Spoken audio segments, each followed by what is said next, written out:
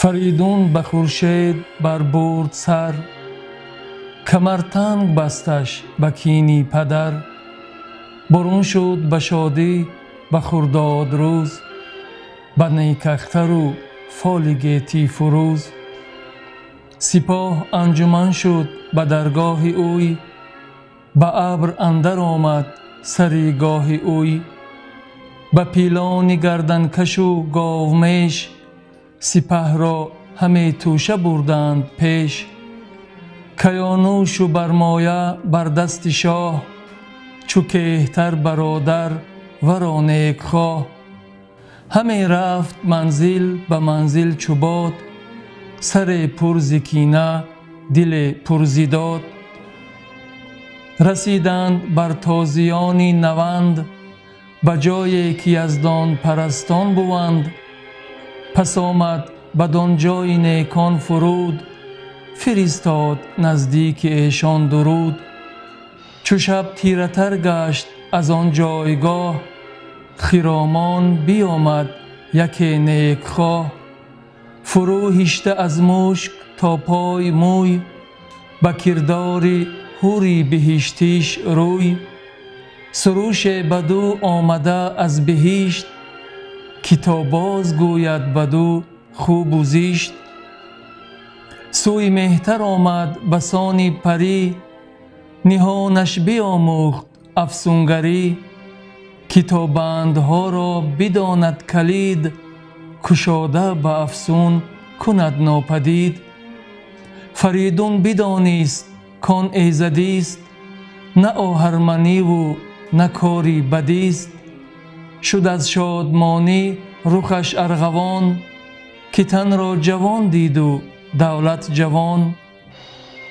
خورش ها بیاراست خالیگرش، یکی پاک خوان از دری مهترش. چو شد نوش خورده شتاب آمدش، گران شد سرش رای خواب آمدش. چو آن ایزدی رفتنی کار اوی، بدیدند و آن بخت بیدار اوی. برادر سبک هر دو برخاستند، تبه کردنش را بیاراستند. یکی کوه بود از برش برز کوه، برادرش هر دو نهان از گروه. به پایین کوه شاه خفته به ناز، شده یک زمان از شبی دیریاز. به کوه بر شدند آن دو بیدادگر، وز ایشان نبود هیچ کس را خبر. چو ایشان از آن کوه کندند سنگ، بدان تا بکوبد سرش بیدرنگ. از آن کوه غلطان فرو گاشتند، مران خفته را کشته پنداشتند. به فرمان یزدان سری خفته مرد، خروشیدن سنگ بیدار کرد. به افسون همان سنگ بر جای خویش، ببست و نجنبید آن سنگ بیش. برادر بدانست کان ایزدیست، نه از راه بیکار و دستی بدیست. فریدون کمر بست و اندر کشید، نکرد آن سخن را بدیشان پدید. براند و بودش کاوه پیش سپاه، برافراز راند او از آن جایگاه. برافراشته کاویانی درفش، همایون همان خسروانی درفش. به اروندرود اندر آورد روی، چنان چون بود مرد دیهیم جوی. اگر پهلوانی ندانی زبان، به تازی تو اروند را دجله خوان. دیگر منزل آن شاه آزاد مرد، لبی دجله و شهر بغداد کرد. چو آمد به نزدیک اورنگرود، فرستاد ز رودبانان درود. که کشتی و زورق هم اندر شتاب، گذارید یک سر بر این روی آب. بدان تازیان گفت پیروز شاه، که کشتی برافکن همکنون بر راه. مرا با سپاهم بدان سو رسان، از اینها یکی را بدین سو نماند. نیاورد کشتی نگهبانی رود، نیامد به گفته فریدون فرود. چنین داد پاسخ که شاه جهان، چنین گفت با من سخن در نهان. مرا گفت کشتی مران تا نخست، جواز بیابی به مهرم درست. فریدون چو بشنید شد خشمناک، از آن ژرف دریا نیامدش باک.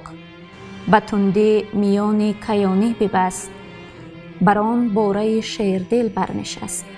سرش تیز شد که نو جنگ را، بدآب اندر افکند گلرنگ را. ببستند یارانش یک سر کمر، همیدون به دریا نهادند سر. بر آن باد پایان بافرین، به آب اندرون غرقه کردند زین. سر سرکشان اندر آمد به خواب، ز تازیدن باد پایان به آب. به آب اندرون تن برآوردند و یال، چنان چون شب تیره بازی خیال.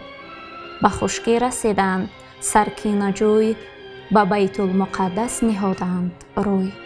چو بر پهلوانی زبان راندند، همه گنگ دش هختش خواندند. به تازی کنون خانه پاک خوان، برآورده ایوان ضحاک دان. چو از دشت نزدیک شهر آمدند، از آن شهر جوینده بحر آمدند. ز 1 میل کرد آفریدون نگاه، یکی کاخ دید اندر آن شهر شاه. که ایوانش برتر ز کیوان نمود، تو گفتی ستاره بخواهد بسود. فروزنده چون مشتری بر سپهر، همه جای شادی و آرام و مهر. بدانست کان خانه اژدهاست، که جای بزرگی و جای بهاست. به یارانش گفت آنکه زین تیره خاک، برآرد چنین جا بلند از مغاک. بترسم همی زان که به او جهان، یکی راز دارد مگر در نهان. همان به که ما را بر این جای جنگ، شتابیدن آید به جای درنگ. بگفت و به گرز گران دست برد، اینان باره تیزتک را سپرد. تو گفتی یکی آتش شد درست، که پیش نگهبان ایوان برست. گران گرز برداشت از پیش زین، تو گفتی همی در نوردد زمین. به اسب اندر آمد به کاخ بزرگ، جهانا سپرده جوانی سترگ. کس از روزبانان به در برنماند، فریدون جهان آفرین را بخواند.